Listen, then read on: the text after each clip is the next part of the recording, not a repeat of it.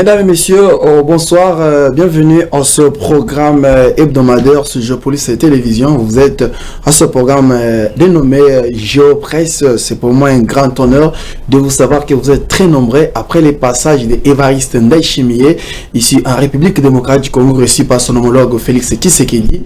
Et hier, c'était encore la réception du président sud-africain Cyril Ramaphosa par le président de la République Félix Antoine Tshisekedi Tshilombo. Et les deux sont venus ici à Kinshasa pour parler de la question sanitaire et aussi politique. Est-ce aujourd'hui nous allons poser la question, est-ce la solidarité est-elle la voie pour relever les différents défis que fait face à la République démocratique du Congo? Est-ce aussi une voie aussi pour maintenir la solidarité africaine? Alors pour en parler à vive voix, je suis sur ce plateau l'honneur de recevoir alors à ma gauche à votre droite à la maison, je reçois Blaise Tekouzola, journaliste à Forum Géopolis Forum. Bonjour. Bonjour Didier et bonjour aux téléspectateurs de Géopolis. Et on vous espère bien portant. On tient, par la grâce de Dieu. Merci beaucoup. C'est aussi pour nous un grand honneur de vous savoir que vous allez très bien. Il est aussi notre secrétaire de rédaction au sein de la rédaction de Géopolis Télévision. Aussi à ma droite, à votre gauche à la maison, fidèles téléspectateurs, j'ai l'honneur aussi de recevoir sur ce plateau Héritier Lelo, qui est aussi un journaliste au sein de Géopolis Télévision. Héritier, bonjour. Bonjour Didier, bonjour Blaise Tekouzola et bonjour à tous les téléspectateurs. Tellement ravi de vous retrouver encore ce soir. Nous aussi nous sommes ravis de vous retrouver. On vous espère bien portant. Ouais, ça va, tout va bien. Tout va bien par la grâce de Dieu. Voilà, merci beaucoup. Nous ressentons déjà, c'est l'équipe des Géopolis Télévision. Mesdames et messieurs, nous sommes ici pour parler un peu à vive voix. Est-ce la solidarité africaine est-elle la voie pour relever les différents défis que fait face la RDC, entre autres les défis sanitaires, les défis sécuritaires, le défi social, les défis aussi, mesdames et messieurs, politiques. Alors, nous allons encore revenir un peu à vous, Blaise Tekouzola. Aujourd'hui, et ça fait quelques semaines que Évariste Ndayishimiye, le président en exercice de l'Union africaine, était ici juste pour parler de différents défis auxquels fait face la RDC. Et 2 jours, 48 heures après, il y a eu Cyril Ramaphosa, comme on a été de nous montrer dans les images, qui est venu aussi voir son homologue Félix Tshisekedi, qui fait face vraiment, qui se bat pour pallier à ce virus de la souche du Bungyo qui dérange la RDC, précisément en Ituri et Nord Kivu et Sud Kivu. Est-ce qu'aujourd'hui on peut se dire que la solidarité africaine est en train de se montrer au sein des différents dirigeants de l'Afrique? Bon, on peut dire oui.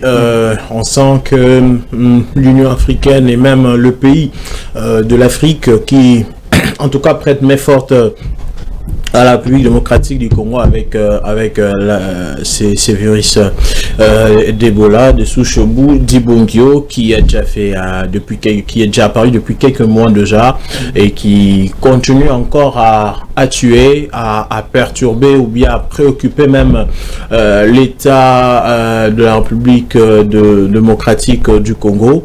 On a vu Ndayishimiye qui est arrivé, lui qui est le président en exercice de l'Union africaine avec le président Tshisekedi. Ils ont parlé des défis sécuritaires certes, mais ils ont également parlé des défis surtout sanitaires qui sont vraiment très importants à l'heure actuelle. Et avec Ramaphosa qui a été désigné il y a quelques temps champion de l'Union africaine en matière, je crois, de l'épidémie ou de pandémie. Donc c'est quelqu'un d'expérience, quelqu'un qui connaît un peu comment faire, et ce sont de solidarité aujourd'hui qui ne sont pas seulement par leur passage. Déjà, le fait pour eux de venir jusqu'en République démocratique du Congo, c'est déjà quelque chose de louable, et ça prouve que le pays autour de la République démocratique du Congo ou bien le pays un peu plus éloigné en termes de limites sont là et essayent de raffermir leurs liens ensemble. Donc la venue de Ramaphosa a été en tout cas saluée, lui qui est allé même jusqu'à l'Institut national de recherche biomédicale, l'INRB, où il y a eu une conférence de presse dans laquelle On a parlé d'Ebola et puis d'autres sujets également d'actualité. Et ce que j'aime surtout, c'est que le pays africain ne vienne pas seulement avec l'idée de pouvoir voir comment les choses évoluent, mais surtout viennent avec des dotations financières de manière à appuyer comment on dit, de manière à appuyer la riposte, de manière à faire en sorte que cette épidémie puisse cesser, puisque elle a tellement de conséquences, tant politiques, économiques, sociales également. Il y a eu beaucoup de tueries. On est actuellement à peu près à 1120 cas déjà de personnes contaminées, avec Ituri comme épicentre de ces virus. Et aujourd'hui, ces pays africains, en tout cas, qui viennent et qui essayent de raffermir. Et dans les domaines sportifs, on sent quand même que depuis cette compétition, la compétition au niveau mondial, et les pays africains semblent être solidaires, surtout quand les différentes compétitions se font entre pays européens, américains contre l'Afrique. On sent que les Africains soutiennent plus les équipes africaines. Vous êtes comme moi, sans oublier que lorsque la RDC, avant qu'elle ne soit éliminée, Ramaphosa, le président en exercice de l'Union africaine, avait même concours, Évariste Ndayishimiye, excusez-moi, président de l'Union africaine, qui a juste même félicité les léopards quand ils sont battus contre l'Ouzbékistan. Alors, est-ce que vous trouvez vraiment, vous qui êtes un peu dans les sports, on peut parler aujourd'hui de l'unité africaine? Bon, oui, je crois que depuis un moment, l'Afrique a toujours fait preuve de beaucoup d'unité. Et là, l'unité africaine s'est fait de plus en plus ressentir. Vous avez parlé du sport. Je vais vous rafraîchir la mémoire que de nombreux pays africains voulaient à ce que la RDC se qualifie pour la Coupe du Monde lorsqu'elle jouait au barrage face à l'équipe de la Jamaïque. En tout cas, ils ont eu beaucoup de force de pays africains et des Africains eux-mêmes. Alors, voir Ndayishimiye le faire ou vous le féliciter, les léopards, c'était quelque chose de louable, mais surtout, comme je l'ai dit tantôt, ce sont de forces que d'autres pays transmettent à la RDC, qui ne sont pas seulement de manière abstraite, on va dire, mais plutôt de manière vraiment concrète, avec tous les défis que présente la République démocratique du Congo, la guerre à l'Est qui ne finit pas encore, avec des zones qui sont encore sous occupation, et puis ajouter à cela la maladie à virus Ebola qui est arrivée et qui a encore perturbé le chose. Bref, c'est quelque chose de très bien que les pays africains sont en train de faire, et je crois et j'espère que ça pourrait être encore beaucoup plus mieux si tous les pays africains vraiment font un front afin de pouvoir résoudre leurs propres problèmes. Je crois qu'il est temps pour l'Afrique de résoudre ses propres problèmes, mais ça passe surtout par cette solidarité fraternelle, on va dire. Ça sera quelque chose de très bien. Voilà, avant que nous puissions revenir à vous, on vient un peu à vous, héritier Lelo, Cyril Ramaphosa en RDC, mais nous savons tous qu'en Afrique d'ici actuellement, surtout dans des pays comme Johannesburg et Pretoria, il y a des manifestations xénophobiques, il y a même des Congolais qui en subissent, sont victimes, mais on le voit en RDC, on le voit quand même venir, malgré au-delà de tout ça, il y a même d'autres pays qui interdit même aux Sud-Africains déjà, selon que dans le pays on est en train de chasser les Africains. Est-ce à ce niveau, avant que nous puissions d'abord cet élément, l'échange qu'il y a entre les chefs de l'État congolais et les chefs de l'État sud-africain, est-ce qu'on peut parler de la solidarité africaine alors que d'autres pays africains sont encore dans les phénomènes xénophobiques? Merci beaucoup Didier pour la parole.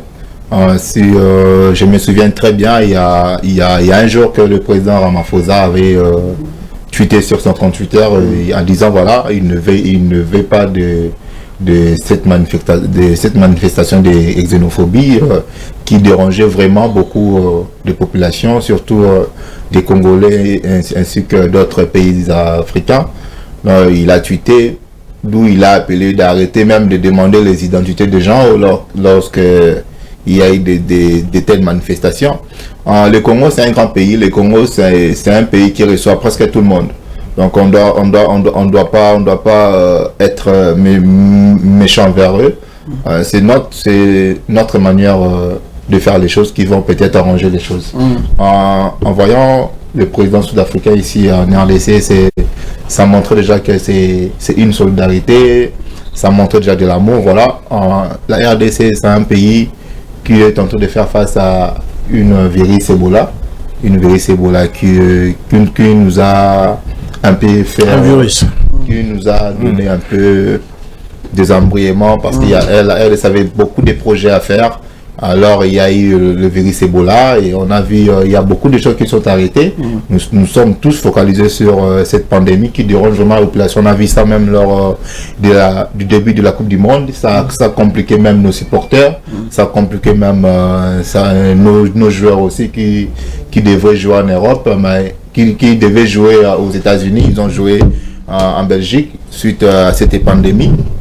Donc ça montre vraiment que ces derniers temps en Afrique, il y a vraiment l'amour.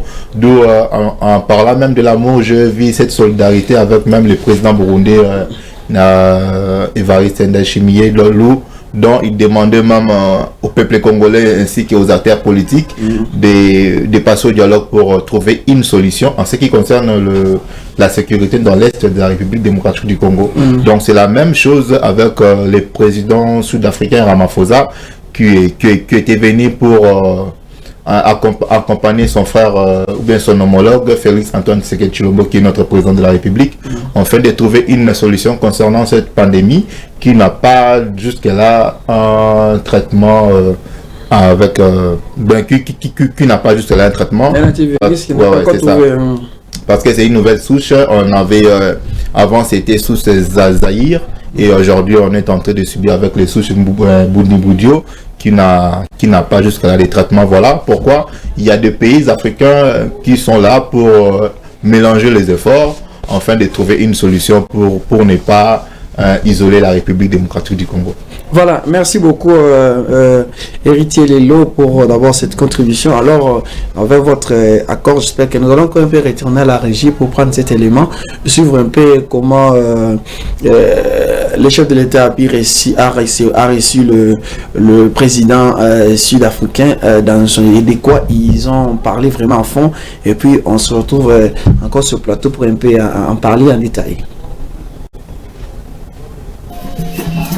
Le drapeau arc-en-ciel d'Afrique du Sud a flotté ce 2 juillet au pavillon présidentiel de l'aéroport international d'Ndjili en signe de bienvenue à Kinshasa du président sud-africain Cyril Ramaphosa en visite de travail d'une demi-journée en terre congolaise. Accueilli par la première ministre Judith Suminwa Tuluka, le président Cyril Ramaphosa s'est brièvement entretenu au pavillon présidentiel de l'aéroport avec la chef du gouvernement congolais avant de prendre la direction de la cité de l'Union africaine. Au Mont Ngaliema, le président Ramaphosa a été accueilli au perron par son homologue de la RDC Félix Antoine Tshisekedi Tshilombo. Les deux dirigeants ont eu un entretien en tête-à-tête de près de 2 heures. En sa double qualité de président d'un pays ami à la RDC et de champion de l'Union africaine pour la prévention, préparation et riposte contre les maladies infectieuses, le président Ramaphosa a assisté à une importante réunion avec l'équipe nationale des ripostes contre la maladie à virus Ebola. Le président Ramaphosa a obtenu des informations de première main sur la réponse médicale apportée à cette 17e épidémie. Au cours de cette rencontre, le président Ramaphosa a salué le leadership du président Tshisekedi dans l'organisation de la riposte et la résilience nationale. Il a annoncé un appui financier de 13,5 millions de dollars américains pour le compte de son pays. Les deux chefs d'État ont fait le déplacement de l'Institut national des recherches biomédicales INRB pour visiter ses laboratoires de renommée internationale. Guidés par son directeur général Dr Muyembe Tamfoum, les deux dirigeants ont visité quelques compartiments de ce plus grand laboratoire d'Afrique subsaharienne. Je voudrais saluer à cet égard l'engagement constant de votre pays aux côtés du peuple congolais, notamment dans les moments où notre nation fait face à des défis importants. Au cours de notre entretien, nous avons d'abord évoqué l'évolution de la riposte contre l'épidémie de maladie à virus Ebola, causée par la souche Bundibugyo, qui affecte actuellement certaines zones de l'Est de la République démocratique du Congo. Face à cette résurgence, mon pays a réagi avec célérité, responsabilité et détermination. Fort de l'expérience acquise au cours des précédentes flambées épidémiques, nous avons mobilisé d'importants moyens humains, financiers, techniques et logistiques afin de contenir la propagation de la maladie, renforcer la surveillance épidémiologique, améliorer les capacités de diagnostic, assurer la prise en charge médicale et associer davantage les communautés à la riposte. Le fait que la République démocratique du Congo et la République d'Ouganda soient simultanément confrontées à cette menace confirme que les risques sanitaires ignorent les frontières et appellent une réponse régionale coordonnée, solidaire et fondée sur la responsabilité partagée. L'Afrique du Sud, par la voix de son président, se met aux côtés de l'RDC dans ce combat. La nation arc-en-ciel annonce un décaissement de 13,5 millions de dollars en appui à la riposte contre Ebola. Cette visite d'État a également permis de passer en revue la situation de l'immigration en Afrique du Sud avec les actes de xénophobie enregistrés. À ce sujet, le chef d'État congolais a plaidé pour une opération qui tient compte du respect des droits de l'homme et de la dignité humaine. En réponse, Pretoria assure que la sécurité des étrangers sera prise en compte et les actes de xénophobie seront étouffés.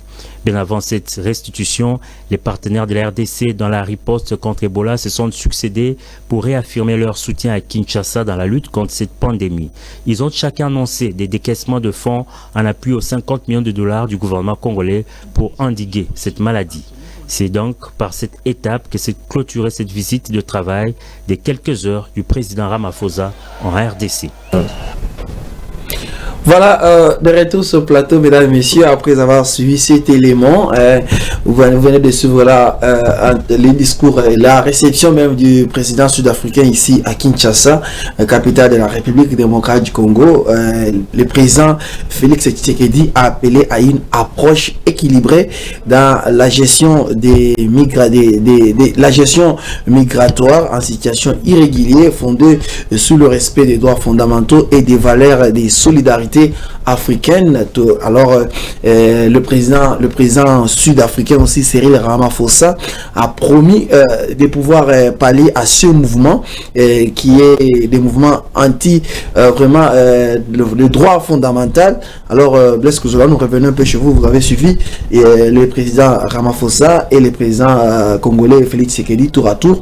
Chacun ils sont revenus sur les droits fondamentaux et aussi ils ont un peu parlé autour de la question du virus Ebola au devant des experts, les virologues et des experts en virus.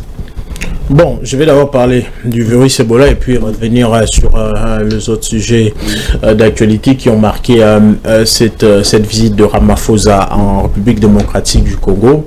En fait, à l'UNIRB, les deux chefs d'État étaient bien présents pour pouvoir faire un peu une certaine mise au point de beaucoup de choses, parce que la venue de Ramaphosa en République démocratique du Congo était d'abord pour cette question liée à Ebola, puisque vous le savez, la RDC, je viens de le dire, a déjà plus de 1000 cas de contamination. Alors l'Afrique du Sud devrait apporter ou prêter sa main forte à cela, et il y a eu une enveloppe de 13,5 millions de dollars alloués pour cette riposte contre l'Ebola. L'Afrique du Sud qui a donc confirmé qu'elle était un pays frère à la République démocratique du Congo, une république sœur qui en tout cas s'est fait de son mieux pour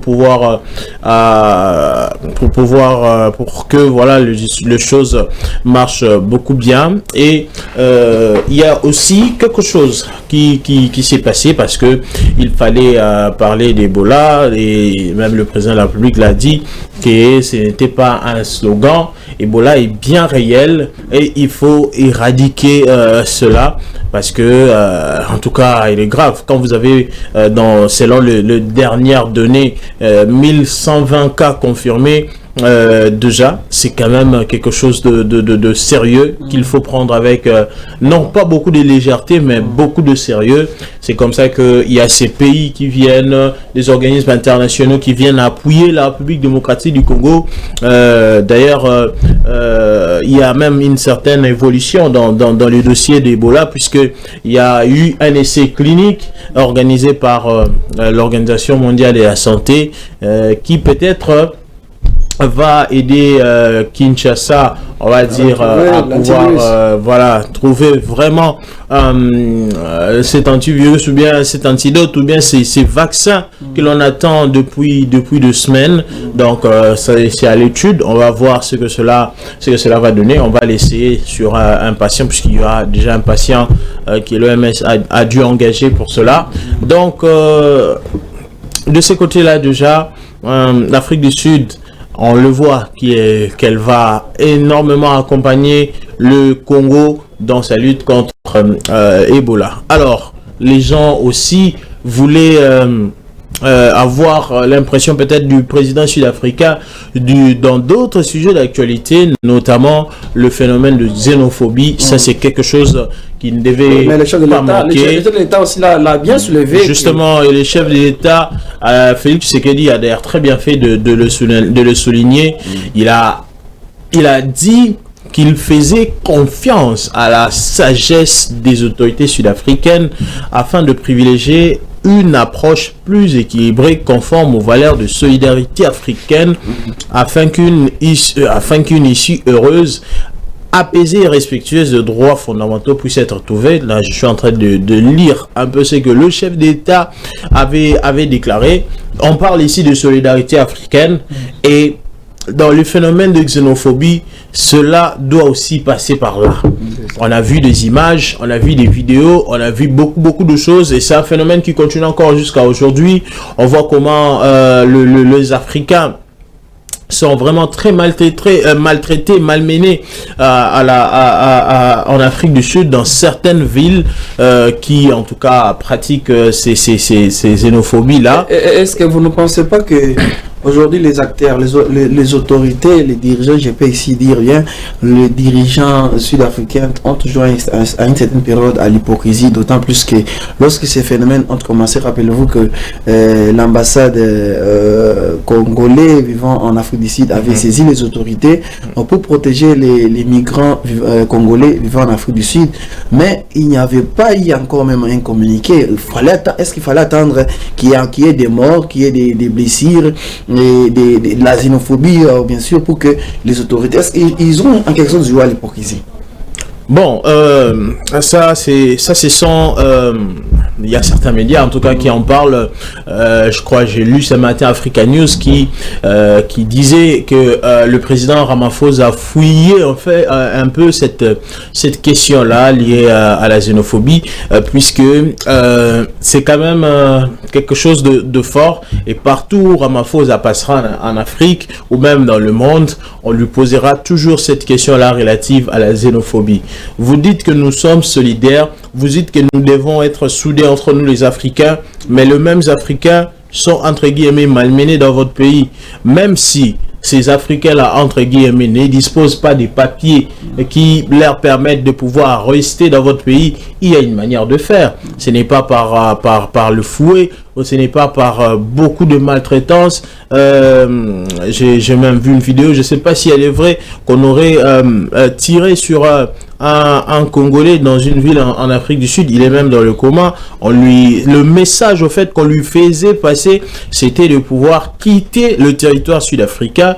Et ça, ce sont des pratiques que l'on ne veut pas. On l'a vu dans beaucoup de pays qui ont en tout cas rapatrié leurs compatriotes qui en tout cas ne voulaient même plus entendre parler de l'Afrique du Sud. Et même en termes de demande de visa aujourd'hui pour aller en Afrique du Sud, ça devient très compliqué. Les demandes déjà de visa ont baissé. et cela risque d'être un manque à gagner aussi pour l'investissement ou même l'économie sud-africaine. Imaginez que dans certains pays, dans certaines villes, et je crois que c'est comme ça, il y a peut-être de Congolais qui y travaillent, des Nigérians qui y travaillent, de Maliens et d'autres pays d'Afrique. Ça allait être en tout cas compliqué. Vous voyez des pays comme la Namibie qui ont tellement souffert dans cette lutte de la xénophobie. Donc Ramaphosa devra trouver la solution. C'est comme ça que le président Tshisekedi, d'un ton assez sage, lui a dit voilà que nous sommes là en train de vous faire confiance et faire confiance à votre sagesse, dans la sagesse de vos autorités, des personnes qui dirigent les pays,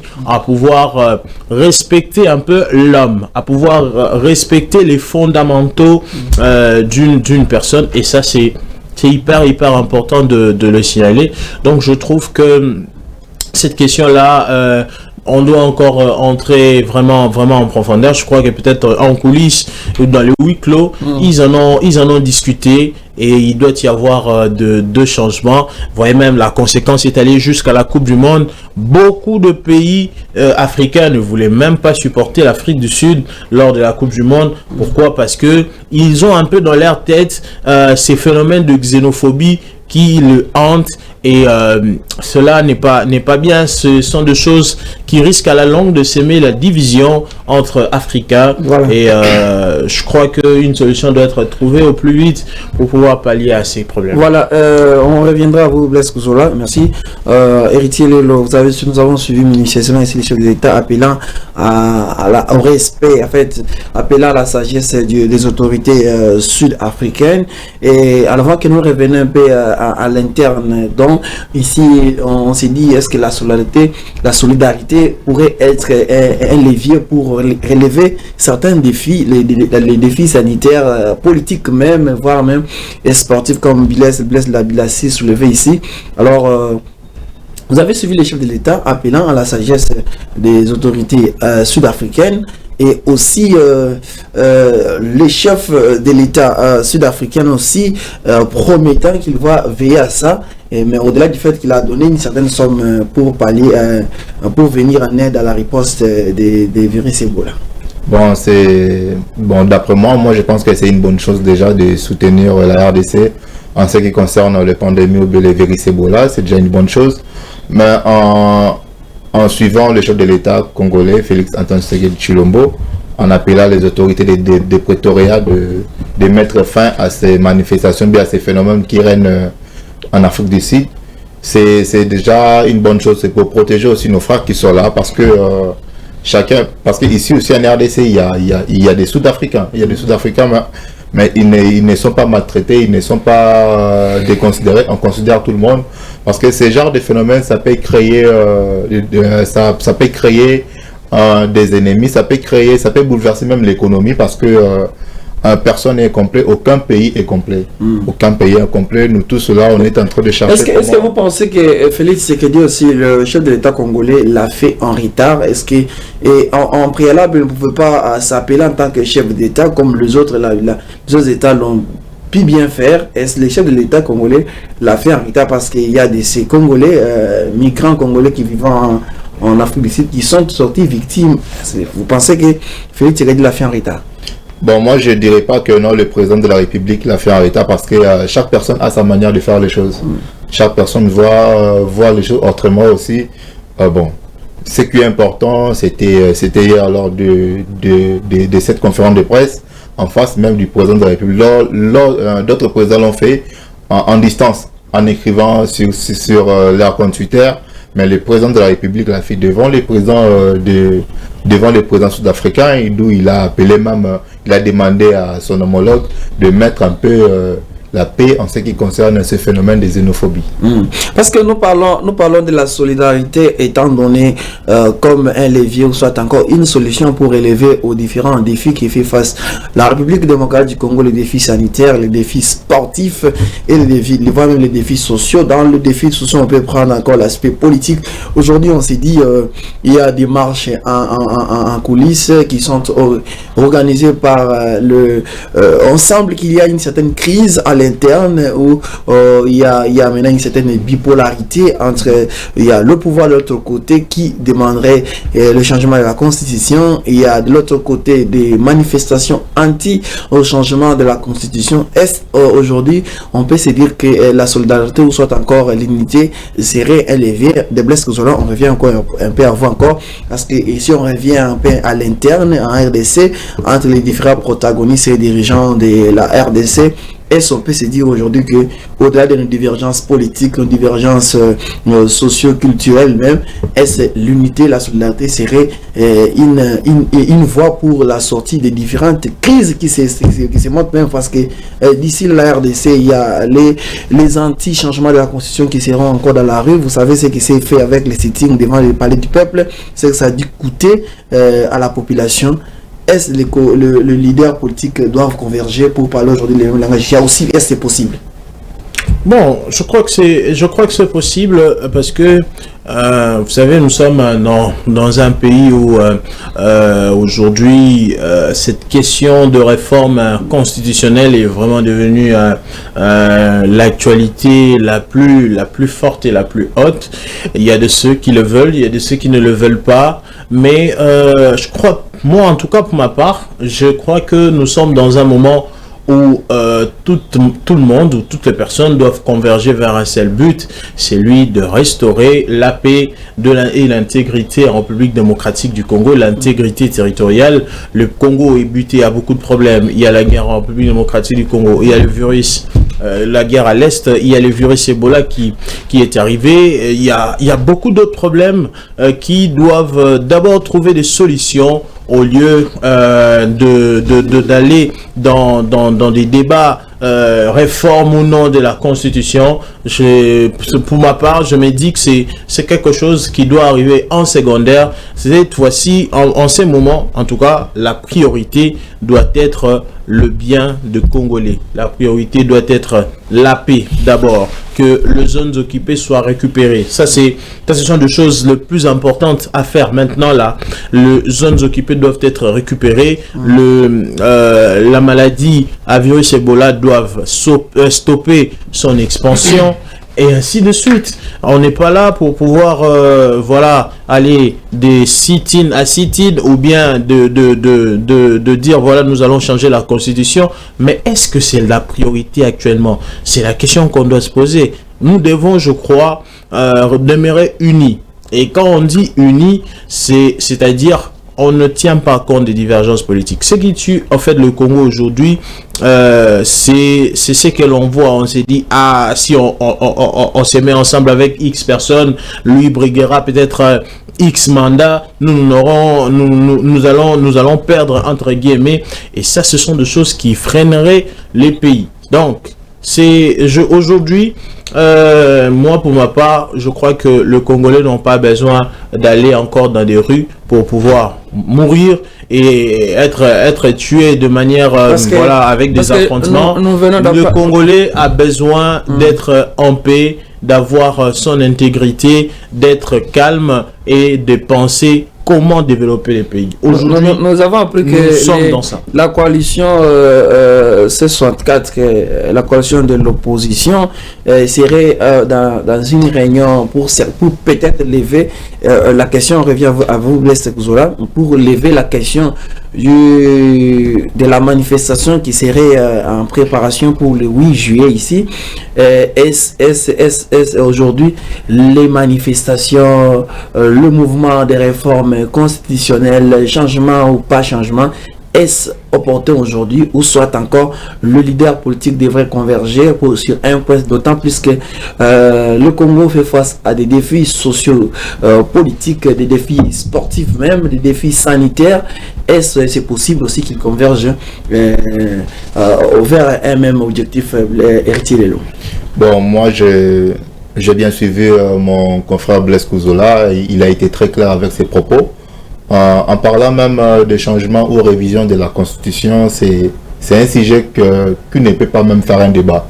En suivant bien le président burundais lorsqu'il était ici, Evariste Ndayishimiye, quand il était ici en RDC, lors d'une conférence de presse avec notre président de la République, il a été clair, il a même demandé l'amour entre le peuple congolais eux-mêmes, et puis il a invité les acteurs politiques de passer au dialogue afin de trouver une solution, premièrement en ce qui concerne l'insécurité dans l'Est de la République démocratique du Congo. Et lors d'une émission, j'avais fait avec un avocat ici sur ce plateau même, je lui avais posé une question en ce qui concerne le changement ou révision de la Constitution. Il a été clair, il m'a dit voilà, selon un article, c'est toujours dans la Constitution, malheureusement je n'ai pas maîtrisé vraiment cet article en question. Il a bien dit voilà, on ne peut pas changer ou réviser la Constitution au moment où le pays fait face à l'état de siège.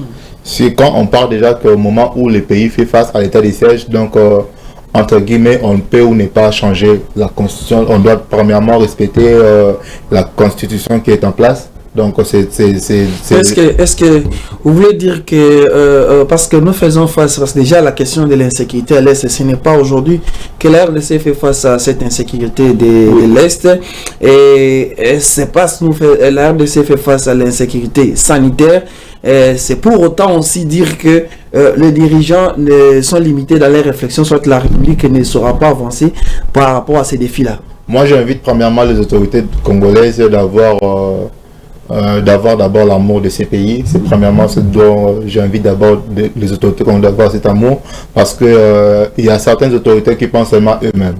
Il y a certaines autorités qui sont là pour leurs propres intérêts personnels au moment où ils doivent réellement passer à la population, parce que on fait face à Ebola, on fait face à beaucoup de choses, on fait face à l'éducation. On a vu même lors de la prise du pouvoir du président de la République, il a directement lancé la gratuité parce que il a bien observé ces pays. On faisait face à une éducation un peu compliquée. Voilà pourquoi il a souhaité que tous les enfants prennent le chemin de l'école. Et pourquoi pas penser aussi comment on peut s'arrêter avec ces pandémies qui nous dérangent autant, au lieu de penser seulement au changement ou révision de la Constitution. Voilà, déjà nous sommes déjà là à l'article 220 qui serait un verrou pour n'est pas dans une situation de l'état de siège ou encore de l'insécurité. On ne peut pas engager cette question de l'insécurité. Voilà. Est-ce que on ne sait pas encore. Bon, on est devant les faits accomplis, mais la réunion déjà des C64 qui est une plateforme politique qui est de l'opposition serait entré dans un labo pour réfléchir autour de cette manifestation qui semblerait faire peur au pouvoir en place, Blaise Kozola. Est-ce qu'on peut se dire que la manifestation du 8 déjà serait en train de faire peur au pouvoir? D'autant plus que la question de la réforme de la Constitution, c'est le pouvoir lui-même qui l'a initié. L'opposition, en tant que telle, selon l'article 64 de la Constitution, permet à l'opposition de pouvoir faire des manifestations parce que c'est la seule alternative actuellement. Bon, il faut savoir déjà que le pouvoir n'a pas du tout peur, ça c'est déjà de 1, et puis de 2, c'est une marche qui, voilà, un sit-in qui risque de faire couler d'encre et de salive pour la simple bonne raison que le gouvernement, par un communiqué émanant du VPM de l'intérieur, a interdit les rassemblements publics pour lutter contre le virus Ebola, puisque Kinshasa, on doit le dire, est aussi une province à risque selon ces communiqués-là. Donc déjà, si on part dans la logique où le pouvoir décide qu'il n'y ait pas de rassemblement comme ça sous-entend déjà que le sit-in du 8 devrait normalement ne pas avoir lieu. Mais l'opposition persiste et signe que elle aura lieu, le sit-in aura lieu au Palais de la Nation. Donc nous risquons encore de tomber dans le piège du 10 juin dernier. C'était le 12 juin dernier. Pourquoi? Parce que d'un côté, il y a refus, d'un autre, il y a boostage, encore une fois de plus. Voilà, on veut faire la chose. L'opposition s'est dit, les églises continuent à se réunir, les églises enfants sont partis à l'école. Il y a plusieurs rassemblements, pas plus tard qu'hier, ici avant, alors que les léopards étaient en compétition. Il y avait des rassemblements, là l'État ne refusait pas. Et pourquoi il refusait? Est-ce que le pouvoir a-t-il peur de ce mouvement, d'autant plus qu'il fait référence à ce qui a eu lieu le 12 juin? Non, il n'y a pas de peur dessus. C'est que l'opposition doit faire ou ne pas faire. Déjà, faire des marches, faire des sit-ins, c'est clairement dans la composition de la Constitution. C'est quelque chose de légal. Protester, c'est quelque chose de légal. Lorsqu'on voit que quelque chose ne va pas clair, on les fait. Mais on les fait dans certains cadres, avec beaucoup plus de pacification, beaucoup plus de choses qui doivent être respectées. Mais je crois quand même que avant d'arriver le 8 juillet, le gouvernement de Kinshasa certainement sera en réunion avec le représentant de l'opposition, certainement pour trouver un consensus par rapport à cela.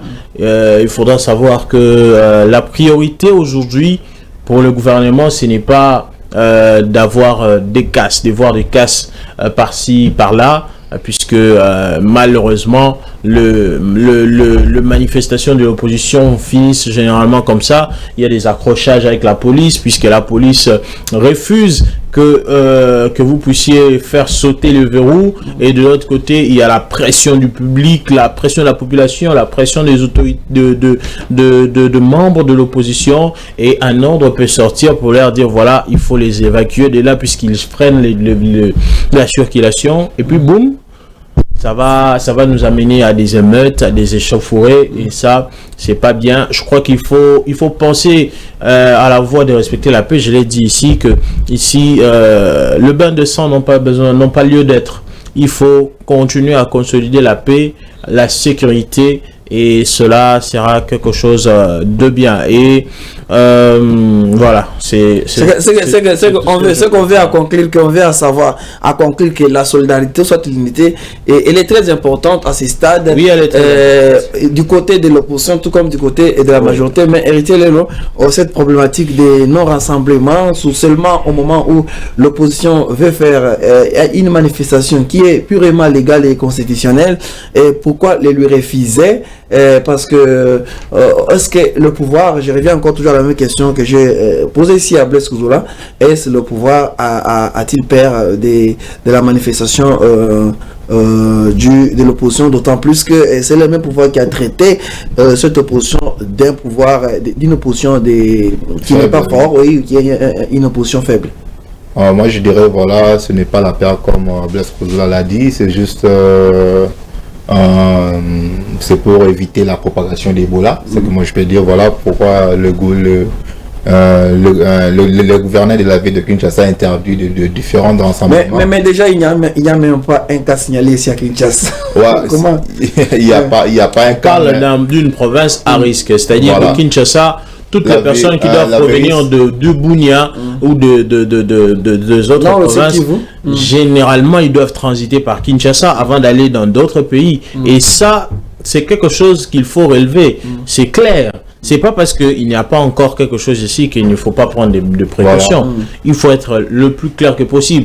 Si le virus Ebola s'est propagé de manière assez rapide en Ituri, c'est parce que, entre guillemets, d'un côté, les autorités et même la population ignoraient un peu l'existence de ces virus-là, et il y a eu une forte propagation. Beaucoup de gens ont été touchés, beaucoup de gens sont morts, puisqu'il n'y avait pas une certaine prévention en amont. Et là, le gouvernement veut assurer ses gardes. Mais Blest, on revient à vous, mais Blest, est-ce que ça ne serait pas aussi l'alarme que le VPM de l'intérieur a soulevé comme pour interdire les rassemblements?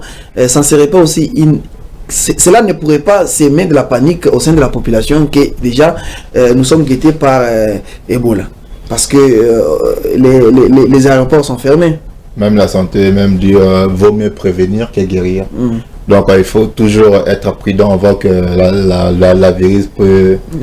Donc c'est ça. Donc Ces pandémies n'ont pas besoin d'un vol, ces pandémies n'ont pas besoin d'un billet d'avion pour arriver ici à Kinshasa. Donc les Congolais doivent être toujours prudents et écouter les autorités congolaises. Mais en parlant en parlant du marche du 8 juillet de l'opposition, moi je pense que nous sommes dans un pays démocrate, parce que c'est la République démocratique du Congo. On doit vraiment, les autorités congolaises doivent aussi respecter vraiment l'opposition, parce que ils ne peuvent pas être là tout en disant oui et amen lorsque la majorité propose une chose. On doit toujours avoir des opposants dans les pays pour contester aussi certaines choses.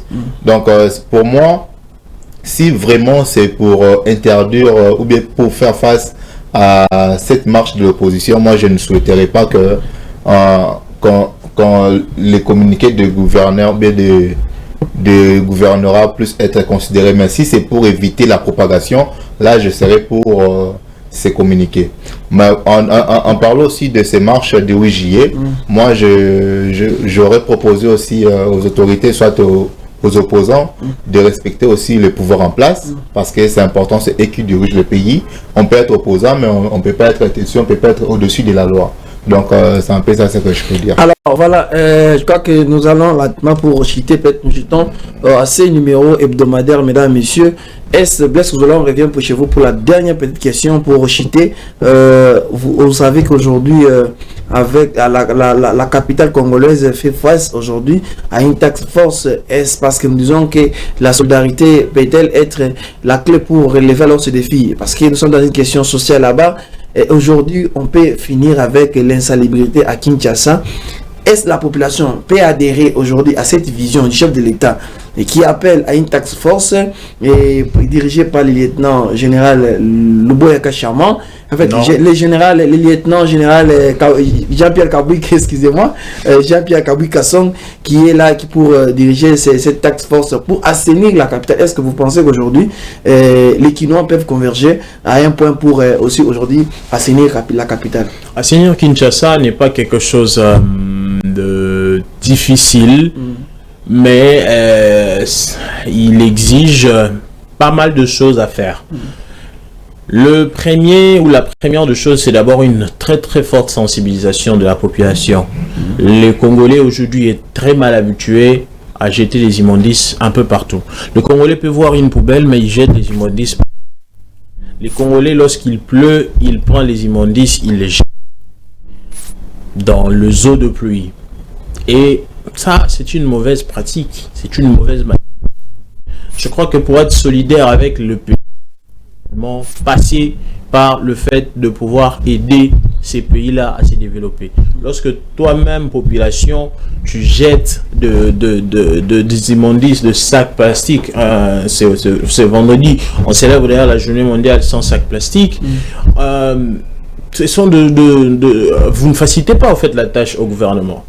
Et de l'autre côté, puisque les responsabilités sont partagées, le gouvernement doit également aussi mettre en place de mécanismes pour pouvoir lutter contre l'insalubrité à Kinshasa.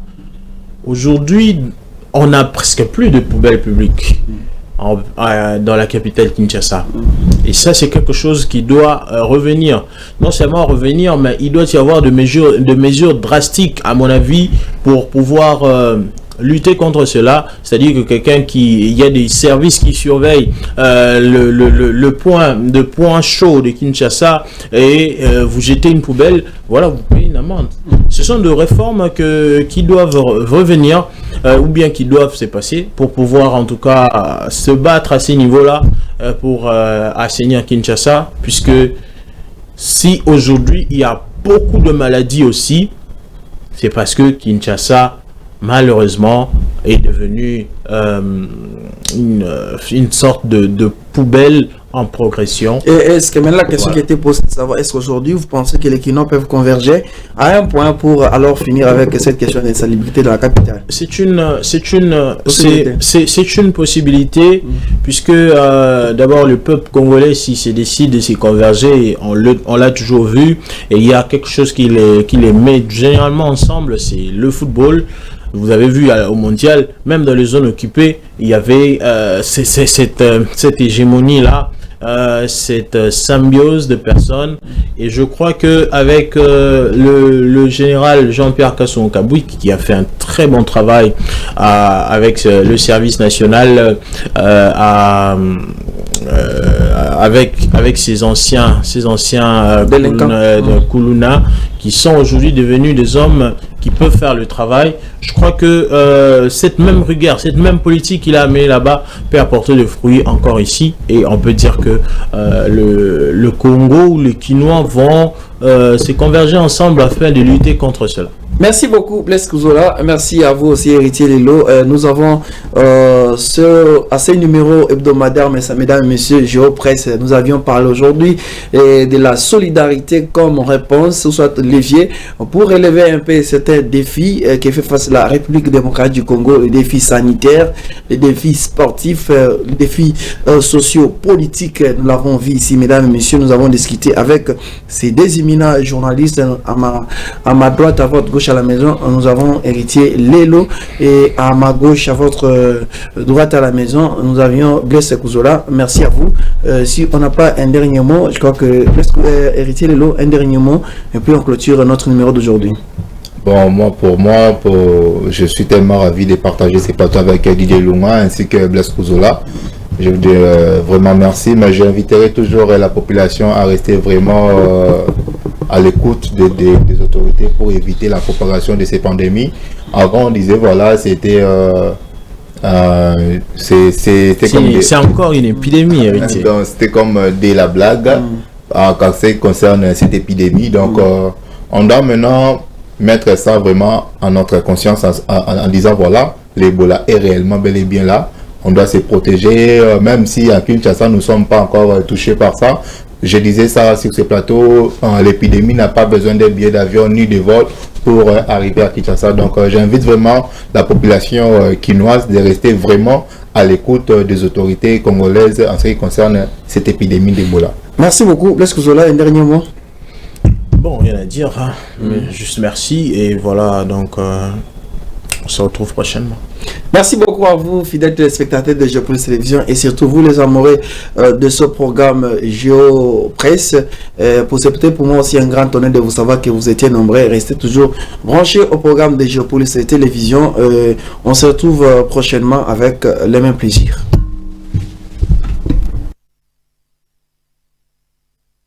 C'est à bord du bateau Majestic River, battant pavillon République démocratique du Congo, que le président Félix Antoine Tshisekedi Tshilombo a effectué la traversée du Pool Malébo pour Brazzaville. Au débarcadère du beach de Brazzaville, le chef de l'État RD congolais est accueilli par le Premier ministre chef du gouvernement Anatole Koliné Makosso. Félix Antoine Tshisekedi Tshilombo arrive dans la capitale congolaise pour une visite de travail de 48 heures. Les deux pays sont liés par l'histoire et la géographie. Leur coopération s'articule aujourd'hui autour d'un partenariat stratégique principalement structuré par de grands projets d'intégration régionale et d'infrastructures communes. Le projet du pont route-rail qui reliera Brazzaville et Kinshasa favorisera la libre circulation des personnes et des biens, mais surtout le commerce dans toute la sous-région avec la mise en œuvre de la zone de libre-échange continentale africaine, ZLECAf. Séparés par le fleuve Congo, les deux pays aux capitales les plus proches du monde partagent également des défis économiques et environnementaux. Dans le domaine de l'électricité, le Congo et la RDC ont en commun le projet de la boucle de l'amitié énergétique. Un accord historique signé par les présidents Denis Sassou Nguesso et Félix Antoine Tshisekedi Tshilombo fixe déjà les règles de la mise en œuvre d'un réseau interconnecté performant, notamment le méga-projet du barrage hydroélectrique sur la rivière Likusu d'une puissance installée de 12 900 MW associant le Congo, la RDC et l'Angola. Les deux pays maintiennent un dialogue constant sur la gestion sécuritaire et le commerce le long du historique signé par les présidents Denis Sassou Nguesso et Félix-Antoine Tshisekedi Tshilombo fixe déjà les règles de la mise en œuvre d'un réseau interconnecté performant, notamment le méga-projet du barrage hydroélectrique sur la rivière Likusu d'une puissance installée de 12 900 MW associant le Congo, la RDC et l'Angola. Les deux pays maintiennent un dialogue